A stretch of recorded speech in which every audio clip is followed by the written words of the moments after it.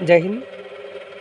देखते हैं हम, जैसा कि पढ़ रहे थे भारत की वायसराय में अभी तक मैंने पढ़ लिया, लॉर्ड कैनिंग को पढ़ लिया, लॉर्ड एल्गिन प्रथम पढ़ लिया, लॉर्ड मेयो पढ़ लिया, लॉर्ड नॉर्थब्रुक पढ़ लिया।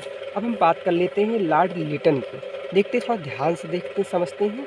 लॉर्ड लिटन, पहली बात तो जो लॉर्ड लिटन है, लॉर्ड लिटन का जो शासनकाल है भारत में, यह 1876 से लेकर के 1880 तक माना जाता है। ठीक है, इनकी कुछ विशेष बातें हैं, आप इम्पोर्टेंट रूप से याद रखे रहेंगे। लॉर्ड लिटन जो है ये प्रसिद्ध किसके लिए क्षेत्र में था, तो ये लॉर्ड लिटन याद रखेंगे। लॉर्ड लिटन एक प्रसिद्ध कवि भी था, प्रसिद्ध उपन्यासकार, प्रसिद्ध निबंध लेखक और प्रसिद्ध, ये सब चीज़ों में प्रसिद्ध था। और ये एक और भी था, साहित्य जगत में इसे अर्थात लॉर्ड लिटन को साहित्य जगत में ओवन मेरी डिथ कहा जाता था। क्या नाम था? ओवन मेरी डिथ के नाम से जाना जाता था। आप इसे ध्यान रखेंगे, ठीक है, नाम से जाना जाता था। और 1876 से 78 के बीच में इसके समय में भैया भयंकर रूप से अकाल पड़ा था। दुर्भिक्ष का मतलब होता है अकाल, ठीक है। देखो, लॉर्ड लिटन के समय 1876 से 78 के बीच में 1876-78 के बीच में मद्रास, बम्बई, मैसूर, हैदराबाद, मध्य भारत कहे तो आपका वर्तमान का जो है मध्य प्रदेश, इसके इन क्षेत्रों में भयंकर रूप से जो है अकाल पड़ा था। अर्थात ये अकाल से प्रभावित हुए क्षेत्र थे, जिसके लिए, और पंजाब भी उसमें शामिल था, जिसके लिए एक रिचर्ड स्ट्रेची इनकी अध्यक्षता में एक अकाल आयोग की स्थापना की थी। आप थोड़ा सा इसे ध्यान दे लेंगे, आप जो वनडे एग्जाम की दृष्टि ज़्यादा इम्पोर्टेंट नहीं है, लेकिन ध्यान लेंगे। अकाल आयोग की स्थापना की थी किसकी अध्यक्षता में? रिचर्ड स्ट्रेची, ठीक है। और हम थोड़ा सा बात कर लेते हैं मद्रास में। आप जानते हैं सन 1917 में मद्रास में श्रीमती एनी बेसेंट ने होम रूल लीग की स्थापना की थी। और 1916 में बाल गंगाधर तिलक ने जो है बम्बई में अर्थात महाराष्ट्र में होम रूल लीग की स्थापना की थी। अब मुंबई को जानते हैं, मुंबई साउथ द्वीप पर स्थित है ना, इसकी सारी कहानी जानते हैं। मैसूर भी जानते हैं, कर्नाटक में है, ठीक है। और अगला है हैदराबाद के संस्थापक आप जानते हैं चिनक्लीज खां है। चिनक्लीज खां को ही निजाम उल मुल्क के नाम से जाना जाता है।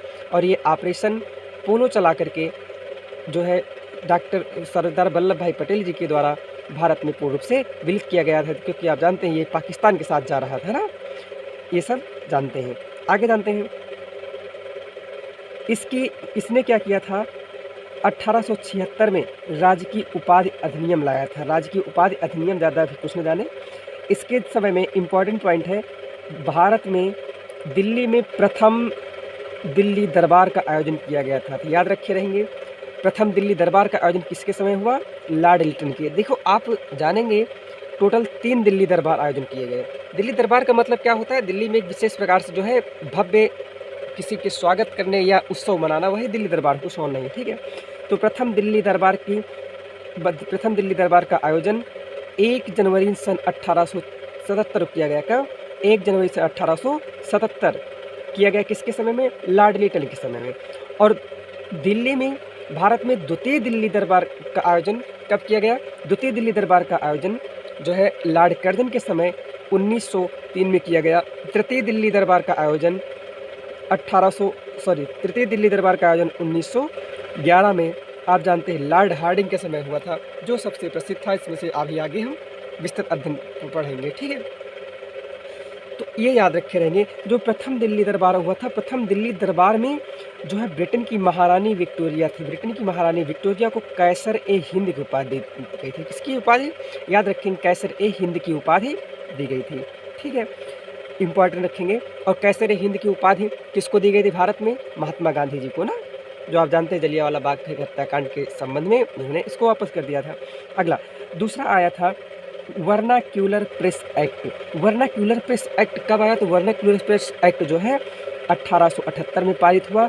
इसके तहत जो है देसी भाषा में भारत की देसी भाषाओं में समाचार पत्र छपते थे, इन पर कठोर प्रतिबंध लगा दिया गया। ठीक है? जैसे ध्यान देंगे, जैसे अभी देखा जाए तो जैसे रायबरेली में कोचिंगें चलती, कोचिंग में ये सब जो है हो जाए कि जितने भी बिना रजिस्ट्रेशन की कोचिंगें हैं, क्या वे जो है सब बंद हो जाएँगी चाहिए? क्या वो चल पाएँगी? नहीं ना। उसी प्रकार से उस समय देश में गदर मच रही थी। जैसा कि आप जानते हैं 1857 की क्रांति के बाद अंग्रेज़ परेशान हो गए थे, है ना? तो इसके लिए इन्होंने कहा कि अब देश में, भारत में किसी भी भारतीय भाषा यानी उर्दू है, हिंदी है, मलयालम, ये सब चीज़ों में नहीं अखबार छपेंगे, इन पर सब पर प्रतिबंध लगा दिया गया। ठीक है? यानी भारत की जितनी भी देसी भाषाएँ थी भारत की, इन पर कहा गया कोई भी जो है अखबार नहीं छपेगा। यही जो है वर्नाक्यूलर प्रेस एक्ट है। इम्पोर्टेंट रूप से आप है याद रखेंगे इसे। वर्नाक्यूलर प्रेस एक्ट कब पारित हुआ? 1878। उम्मीद करते समझ में आया होगा। 1878 में भारतीय शस्त्र अधिनियम भी पारित कर दिया गया। 1878 में भारतीय शस्त्र अधिनियम भी पारित कर दिया गया। देखिए, इसके तहत जो भारत के लोग थे, इनको कहा गया कि अगर हथियार रखना या हथियार बेचना है तो इसके लिए लाइसेंस इम्पॉर्टेंट है। जैसे प्रेजेंट में देखा जाए तो क्या लाइसेंस ज़रूरी नहीं है? आपको लाइसेंस यानी बंदूक आदि रखना है, आपको लाइसेंस ज़रूरी है। तो वही व्यवस्था लागू कर दी गई कि भारत में यदि किसी को अगर हथियार रखना है, यानी हथियार रखना है, तो इसके लिए लाइसेंस की आवश्यकता होगी, चाहे रखना हो, चाहे बेचना हो। यानी व्यापार और रखने के लिए लाइसेंस की इम्पॉर्टेंटता कर दी गई। क्या आप समझ ये पा रहे होंगे कि जो अंग्रेज लोग हैं, इन्होंने अपनी सिक्योरिटी को महत्वपूर्ण से ध्यान दिया। ठीक है? और आगे देखेंगे, द्वितीय आंग्ल अफ़गान युद्ध हुआ। द्वितीय आंग्ल अफ़गान युद्ध कब हुआ? 1878 से 80 के बीच में। बाद में हम पढ़ेंगे इनको। इनसे सिविल सेवा, यानी इसने सिविल सेवा परीक्षाओं में प्रवेश लेने के लिए जो अधिकतम उम्र सीमा थी, यानी ओवरऑल एज होने की सीमा जो थी 21 साल थी, उसे घटा करके 19 वर्ष कर दिया गया। कितना कर दिया गया? 19 वर्ष। ठीक है? आप याद रखेंगे, जब भारत में पहली बार सिविल सेवा की बात की गई तो सिविल सेवा की जो अधिकतम उम्र सीमा थी उसे 23 वर्ष रखा गया था। लेकिन आप याद रखेंगे 1860 में इसे घटा करके 23 वर्ष से 22 वर्ष कर दिया गया था। 1866 में इसी को 22 वर्ष से घटा करके 21 वर्ष कर दिया गया था। और 1866 के बाद सीधे 1878 में इसे 21 वर्ष से घटा करके अधिकतम सीमा 19 वर्ष कर दिया गया था। इन्हें आप कुछ ध्यान रखेंगे, जो इसमें से ये इम्पॉर्टेंट है और आता है, लग जाएगा। हम उम्मीद करते हैं आपको ये बढ़िया सा समझ में आया होगा। ठीक है? और आप विस्तृत अध्ययन करने के लिए ऑफलाइन क्लासों से जुड़ सकते हैं। फ्यूचर स्टडी ग्रुप, रुस्तमपुर और वेरियर क्लासेस लाइब्रेरी। ठीक है?